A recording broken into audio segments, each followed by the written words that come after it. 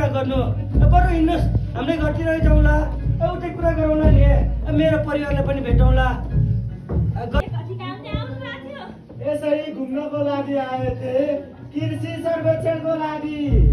खेतमा घुमिरहे थिए सिद्धार्थ दाजुसँग भेट भइहालेछ विचार और व्यवहार मिलेछ आमा दोस्ती भइहालेछ उहाँ साह्रै बेस मान्छे हुनुहुन्छ आमा पढे लेखेको भएर पनि किसान कामलाई असाध्यै माया गर्नुहुन्छ उहाँले त धेरै पढ्नु भएको छ नि त्यो म्याट्रिक पास गरेछ आमा हो त्यही पढ्नु भएको छ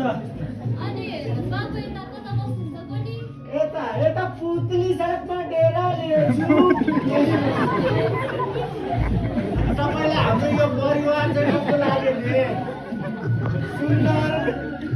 बहुत सुन्दर यो परिवार त बहुत सुन्दर छ